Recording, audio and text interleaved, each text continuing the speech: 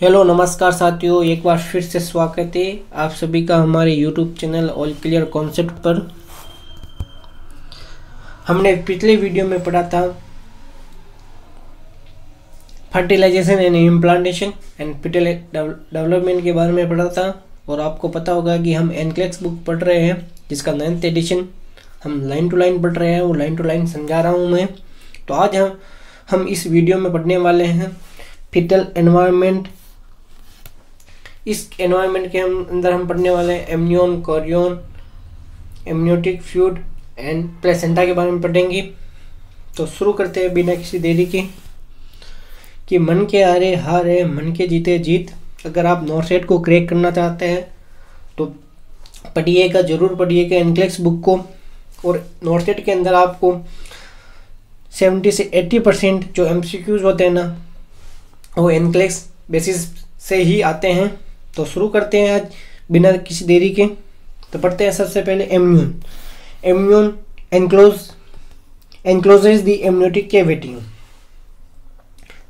Immune है एक inner layer होती है जो एमनियोटिक कैविटी को एनक्लोज करती है। Amnion is the inner membrane that forms about the second week of embryonic development. Sorry, amnion एक इनर मेम्ब्रेन होती है जो एम्ब्रियोनिक डेवलपमेंट के सेकेंड वीक के दौरान बनती है। एक फ्लूइड फील्ड सेक का फॉर्मेशन करती है जो एम्ब्रियो को सराउंड करती है और बाद में फीटस को। कोरियन के बारे में पढ़ते हैं हम।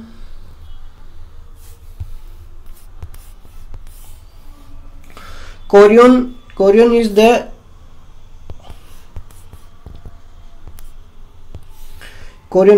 the outer membrane enclosing the amniotic cavity।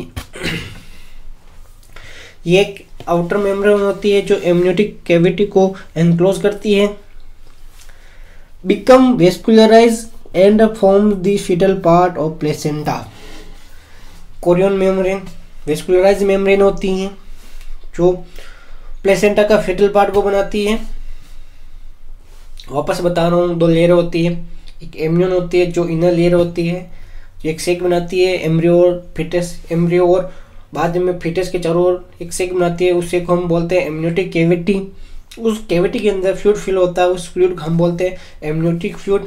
Korean होती है वो आउटर मेम्ब्रेन होती है जो एमनियोटिक कैविटी के चारों ओर होती है। यह एक वेस्कुलराइज्ड लेयर होती है और आगे चलकर ये प्लेसेंटा के फिटल पार्ट को फॉर्म करती है उसका। एमनियोटिक फ्लूइड के बारे में पढ़ते हैं हम। एमनियोटिक फ्लूइड 800 से 1200 ml होता है प्रेगनेंसी के एंड तक।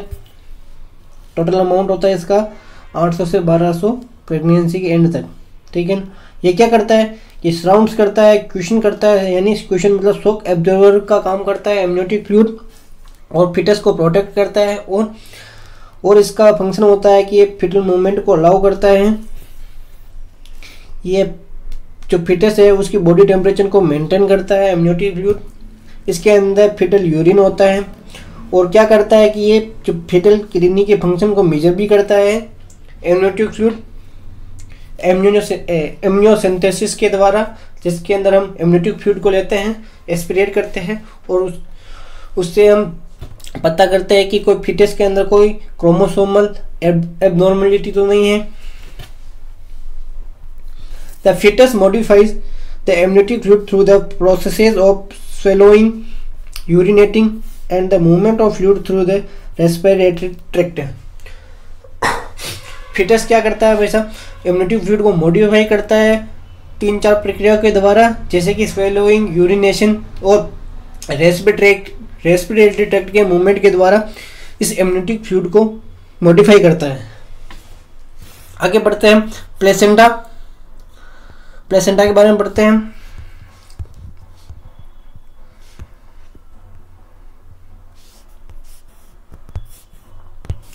The placenta provides for exchange of nutrients and waste product between the fetus and birthing parent।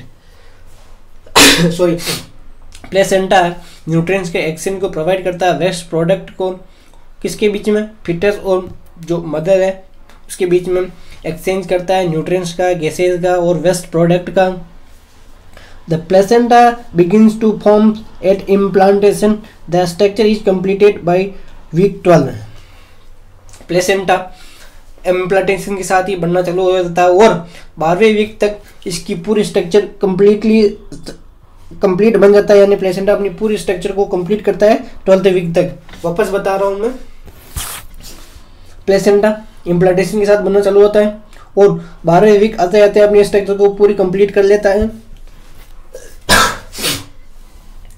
It produces hormone to maintain pregnancy and assumes full responsibility for the production of these hormones by the 12th week of gestation। यह hormone placenta hormone को produce करता है जो pregnancy को maintain करता है और responsible होता है कि ये इन्हीं हार्मोन का प्रोडक्शन बना रही 12th वीक तक गेस्टेशन के, जो प्रेगनेंसी को मेंटेन करता है। In that third trimester transfer of maternal immunoglobulins provide the fetus with passive immunity to certain disease for the first few months after birth। यानी थर्ड ट्राइमेस्टर के अंदर जो मैटरनल इम्यूनोग्लोबुलिन्स होती है वो फिटस को पैसिव इम्यूनिटी प्रदान करती है, जो डिजीजेस के खिलाफ लड़ने के लिए फिटस की इम्यूनिटी रेडी रहती है बर्थ के बाद। By week 10 to 12 genetic testing can be done via chorionic villus sampling. CVS के द्वारा हम जेनेटिक टेस्टिंग करते हैं। कब करते हैं? 10 से 12 वीक के बीच में। यह था हमारा प्लेसेंटा, इम्यूनिटी फ्लूइड, कोरियन और इम्यून के बारे में हम पढ़ते हैं। एक बॉक्स दे रखा है क्लिनिकल जजमेंट। उससे पहले एक इम्पोर्टेंट लाइन है, ये वाली इंपॉर्टेंट लाइन है, nutrient, medication, alcohol, antibiotics and bacteria can pass through the placenta. Placenta के द्वारा न्यूट्रिएंट्स, मेडिकेशन, एल्कोहल, एंटीबायोटिक्स और बैक्टीरिया पास हो जाता है प्लेसेंटा के द्वारा, यानी प्लेसेंटल बैरियर को क्रॉस कर जाते हैं nutrients, medication, alcohol, antibiotics and bacteria. एक बॉक्स पढ़ते हैं, इस बॉक्स में लिखा हुआ clinical judgement and take action. इसके बारे में बताया गया कि अगर कोई एडोलेसेंट प्रेग्नेंट एडोलेसेंट है, अगर वो अल्कोहल को कंज्यूम करती है तो आप नर्स होने के नाते क्या करोगे। इसी में यही लिखा हुआ है, a nurse is performing an initial assessment on a pregnant adolescent and the adolescent reports consuming small amount of alcohol on a daily basis। The nurse would take the following action. आप nurse हो और आप एक pregnant adolescent का initial assessment को perform कर रही हो और आपने ये रिपोर्ट किया कि वो जो प्रेग्नेंट एडोलेसेंट है वो डेली बेसिस के आधार पर स्मॉल अमाउंट में अल्कोहल का कंजप्शन करती है, तो आप नर्स होने के नाते कौन सा एक्शन लेना चाहोगी। Consider that an adolescent pregnant is high risk because of immaturity of reproductive system and high risk behavior that some adolescents engage in। आपको पता होना चाहिए कि अगर एडोलेसेंट प्रेग्नेंट अल्कोहल कंज्यूम करती है तो उसका रिप्रोडक्टिव सिस्टम भी इमेच्योर रहता है। हाई रिस्क बिहेवियर भी इसमें देखने को मिलता है। Provide information to the adolescent regarding the risk associated with the drug and alcohol consumption during pregnancy। आपको इंफॉर्मेशन प्रोवाइड करनी है एडोलेसेंट को कि आप जो भी ये ड्रग्स और अल्कोहल कंज्यूम कर रही है यह प्रेगनेंसी के लिए एक रिस्क का काम करती है, हाई रिस्क रहता है प्रेगनेंसी के लिए और फिटस के हेल्थ को अफेक्ट करता है। आपको ये सलाह देनी है और आपको एक्सप्लेन करना है भाई साहब। Explain to the adolescent that bacteria, nutrient, drugs, antibodies and viruses can pass through the placenta to the fetus।